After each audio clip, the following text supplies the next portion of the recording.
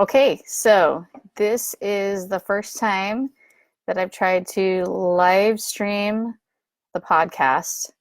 I have no idea how it's going to go, especially because this is being incorporated with my recording software that I have. So hopefully my computer doesn't decide that it's going to blow up while I'm doing this. So there's several parts to the podcast. I first have my introduction, and then I pause because then I put a line on my audio recording program for where the introduction goes, with the music and stuff. And then I come in and I do my intro. I guess not my intro. And then I pause because then I have that little bumper about a podcast that's part of the Education Podcast Network. And then I dive into the content. So let's see how this goes. Super confused because now this thing is it's glitching. It's telling me that there's no video signal. Is that true? Can you not see me? Because this is kind of interesting. It says that there's one person there. Hopefully you can see me, but I have a feeling it's glitchy and lagging. And if that's the case, I apologize ahead of time. Okay. Let's see if I can make this happen. I'm going to start recording. All right. Hold on. I got to go to my other program. I'm going to start it. I forgot to set this audio file up. I don't know if you can still see me. Hopefully you can still see me. Can you? Okay. Oh, there's still one person. If you can't see me or, oh, they left. Oh, well. Here we go. I don't expect a huge audience for this. I'm just testing it out. You ready? Today on episode 70, I'm going to be talking to you about how to deliver an engaging lesson, because nobody wants to be teaching what we think is our best lesson to see a sea of students falling asleep or spacing out. Welcome to the Teachers Need Teachers podcast, a proud member of the Education Podcast Network. I'm your host, Kim Lepre, and this is the podcast for new and beginning teachers who don't want to just survive those first few years, but actually thrive. Now, I had done another episode 69, that had to do with 5 ways to make your lessons more engaging. Now, this is really important because even the most entertaining teachers will struggle to make a boring lesson interesting. Being proactive is really key here. Okay, so I had to pause there because I am not sure if my good microphone is recording. Oh, good, it is. Where did I leave off? You guys, this is like totally not a sexy process, I'm telling you. Okay. Now, in this episode, I'm going to go through 5 ways you can be engaging when you're teaching. Now, this doesn't mean jumping around and gesticulating wildly and using props and doorbells. That may work at the elementary level, but once you get to the secondary, the students actually find it cringy. They may, they may laugh with you or they may laugh with you, but if you're putting on a show for the sake of it, it can get really old. So today we're going to discuss how to be engaging, why you should be engaging, and also how to set up your teacher presence for maximum engagement. So why do we need to be engaging when we're teaching? You've probably observed this either from observations or from your own experience, but when students are truly engaged, they don't really interrupt the lesson and become a classroom management problem. They do the work without too much prompting. They feel more confident to take risks and try something difficult, and they hold on to that information a lot longer. Don't we all want that? Isn't that kind of the point of all of this?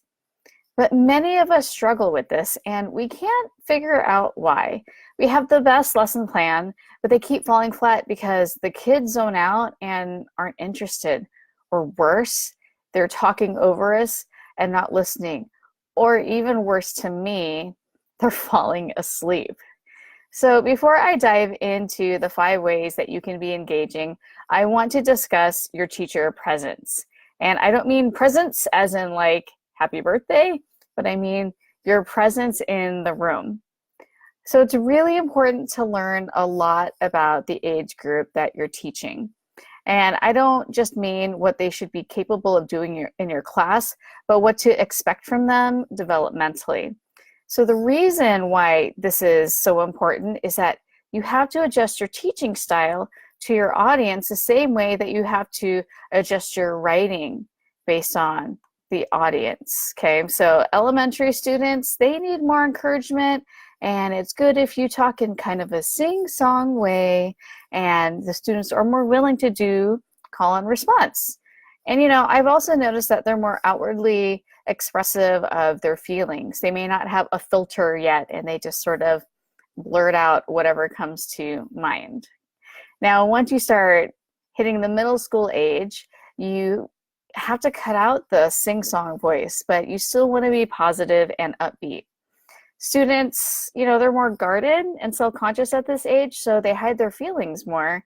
And humor really loosens this up because, students are still immature in middle school, but they also still want to assert their independence. So, those are some of the differences in how you would be if you were teaching elementary versus middle. Now, high schoolers, they want to be treated like they're on your level. Now, this doesn't mean that they should be your friend, but they are questioning everything. So they can be a little more open to reason. They're starting to really identify their who they are, and they're trying to assert their opinions, and you're going to find that they're more willing to challenge you. They're also, still silly, and they want to have fun, but they also get down to business, and they can be more serious. And I hear that that's something that a lot of high school teachers really like, because they can have those deeper, more in-depth conversations with high schoolers. So why am I explaining the obvious to you? Because you have to think about the age group in front of you and adjust accordingly.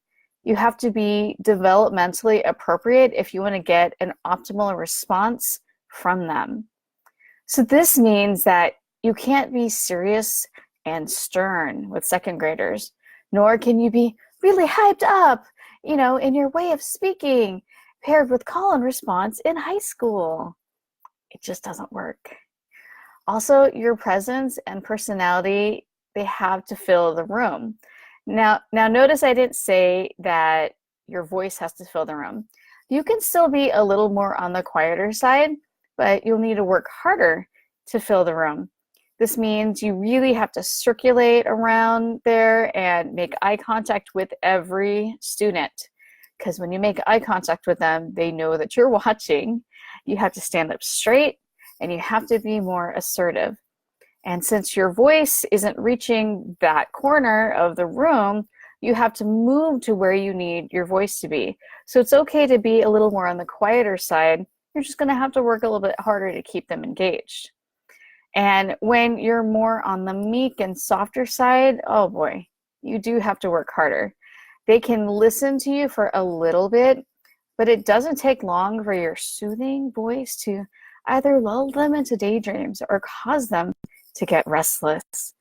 I've observed this with different teachers who have the best of intentions, but then I notice that their students are starting to doze off. All right. So now that I've gone through your teacher presence, I am going to tell you about the 5 different strategies that you can employ to make your delivery more engaging.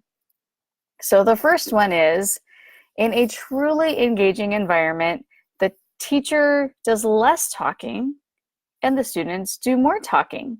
And I'm sure that you've heard of this already, but I cannot emphasize how important this is. This means that you should let your students work collaboratively too. either with like think, pair, share, or maybe they'll have group roles, or they'll do reciprocal teaching. So this is important because students' attention spans are short. And let's be honest, adults are pretty similar. I mean, imagine a graph. So on the horizontal axis is how long you're talking, and the vertical axis is how long they're paying attention. And as you talk longer, you're going to move to the right of the graph, right? And when you start talking, you have their maximum attention from the students. But once you get to that 10-minute mark or longer, it precipitously drops. So when you talk, students are just absorbing information, but they're not synthesizing or analyzing or applying that information. You have to give them a chance to talk it out on their own and in their own words and make meaning of the concept. This is why you can't just read information from a textbook and remember it. They have to do something with that information in order to retain it. Okay, we are back on. I told you that I would have some issues and that are out of my control, so I'm going to try this again. All right, so I had the first one, which was to have a truly engaging environment. All right, here we go. Part 2. So the next way that you can be engaging is to make sure that from day one, you develop good relationships with your students. And I cannot emphasize how important this is. It's widely known that when students have a good rapport and connection with their teachers, they're more likely to not only be engaged, but they actually want to learn. They also want to please their teacher and seek approval. So getting them from the start is key. And a lot of us do some sort of survey of students' interests, but you need to go beyond that. Don't just ask questions about them, but you guys, you need to share and let them ask about you. Regularly share little bits about your life, whether it's about your pet or a show that you're watching on TV or what you did last weekend. You don't have to go into like super personal detail and tell them how you have high blood pressure or that your mother-in-law is annoying, but you have no idea how much the students eat this up. Now, this doesn't mean that you're going to go into long tangents and spend 10 minutes telling a story, but you can drop, little 2-minute tidbits here and there. I have a colleague who actually does this as part of his morning routine. He tells them just, a little short story about something that happened, and his students look forward to it. When he doesn't do it because, he's tired or sick or forgets, they ask him, hey, when are you going to tell us a story? Because we expect a story every day at the beginning of class. And so hooking them in that way keeps them engaged for the rest of the class period. So connect with them and let them connect with you and your interests. All right, so the third way that you could be more engaging is to learn how to answer students without shutting them down and making them feel stupid. Now this, I'm going to admit, took me a couple of years to figure out. And I know that I learned this from someone, but I can't remember who. I know I learned it, but the way in which you respond to a student's answer or question will have a huge impact on how engaged they are in your class. So you want to master saying that they're incorrect without making them feel stupid. So, you don't want to just shut them down and say no or no, and then move on, or that's incorrect, or weren't you listening? I mean, once you make them feel stupid and you embarrass them in front of the class, they're going to shut down. They won't care about you or your lesson, and they'll be, distracting other people or just being distracted in general just by the shame that they feel. So you don't want to ever make them feel stupid for taking the risk of answering. Even if they answer in a sarcastic way, like you ask them, what's 2 + 2? And they're like, I don't know, 10. Don't play into that game and shut them down. Okay. So some teachers don't even realize that their tone is belittling students. Even if a student is being silly with their answer, like I said, or they ask you a question that you just went over, you need to cut that sarcasm out of your voice. Now, trust me when I say that this is difficult. I have to force myself in that moment to level my voice and answer calmly. Even if another student, sometimes they interject and they say, dude, she just talked about that. I tell them, it's okay, because I don't want other students treating each other with disrespect. I don't want another student calling out someone. I don't allow that in my classroom. So I tell them early on, no, it's okay. If you have a question, then you can ask. And, also when you're circulating around the room, and this is really important, you're looking at their work, try telling them what they're doing right, but don't always follow up with constructive criticism. Okay. What you want to do is, you see something that they can fix, but let them have a moment to bask in the glow of doing something right. Then make another round, point to where they made the mistake, and just simply say, you might want to rethink that. This lets them know that something is wrong, but they won't shut down. They won't be frustrated. They'll say, wait, what does she mean? And then they'll take a look at it. All right, so the last way that you can be engaging is to learn how to read the room. And this is something that comedians have to do all the time. They may have their whole routine rehearsed and planned out, but if it's not resonating with the audience, they have to mix it up. And so, I like to think of myself as a fairly engaging teacher, but sometimes the material just isn't reaching my kids. It could be because, they hadn't had a transition in a while, or maybe somehow I've been talking too long. Maybe what I thought would be fun for my students just, they're just not in the mood for it, or maybe it's something that's dated. So when this happens, you have to learn how to pivot on the spot. You have to be ready to take that lesson to the next level. And I'll stop where I'm at.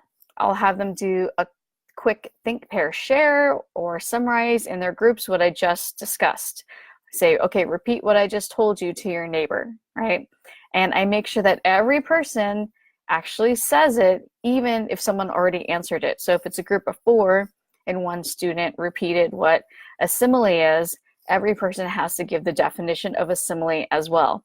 I want them talking, I want them participating, and I'm bringing up the monotony that I noticed by reading the room. Now, for my first classes of the day, my kids are dead. And I can't really blame them because we start at 7:30 in the morning. But you know what? We have a lot of material to cover, and I don't have time for them to be brain dead in the morning. So if they're just dying and they're falling asleep, sometimes I'll say, let's get up and stretch, high five your neighbor, let's skip count backwards by 3s, or sometimes we'll just walk a lap around our building. In one of the bungalows, we just do a lap just to get some, blood flowing, get into the fresh air outside, just kind of switch modes and empty the cup before we come back in and we get back to the learning. And it always helps. I actually also do this during any kind of testing because it's so intense and it's such a long stretch of concentrating that they really appreciate that brain break. Now, some of you might be thinking that this is wasting valuable instructional time. But if they're falling asleep, you're just wasting your breath anyway, since you'll have to repeat that material. They're already zoning out and not paying attention. So this is actually a really good use of your instructional time because they come back refreshed. Now, finally, I do want to, talk about introverts. We need to be sensitive to introverts because they participate in different ways. Just because they don't raise their hand, that doesn't mean that they're not engaged. Be mindful of those students and look at the work they produce as evidence of their learning. Sometimes, they're paired with more assertive and gregarious students, and they don't want to interject with their answers. So don't penalize them for that, since you can't change their personalities. I know that some teachers think that they're not participating and they dock them participation points, but if it's truly painful for them, or if someone else is taking over the conversation, do you really expect someone who's an introvert to say, "Can you stop so I get a chance to talk and get my points?" You know? So, something that I've tried before is I've actually grouped these types of students together and told them that while they didn't need to be discussing the entire time, I want them to give each other their answers as they go along. So, sort of check in with each other. And if there's a disagreement with an answer, then they need to discuss it and discuss why they thought it was a particular answer. And I find that this really honors their personality, and it's such a relief to them. And at first, it was uncomfortable for me because nobody in that group was talking, but that's me. That's my own hang up because I want to see everyone talking and being engaged and having fun. It seemed like my students in that group, they were missing out. And because I saw other groups, they were having a great time discussing this assignment. But when I asked that group of introverts how they felt about it, they actually loved being grouped that way because they didn't have to listen to somebody talking loudly in that group or taking over. And also that gave them more mental space to think. So these are just 5 ways that you can deliver more engaging lessons when you pair it with planning engaging lessons, like I discussed in episode 69. You won't only find your students more engaged, but you will also enjoy teaching more. All right, guys, that is the end of the episode. I usually do some kind of wrap up. So thank you if you paid attention and you listened. Sorry that it cut out. I'm going to try to splice this into one big long video. All right, thank you and have a great day.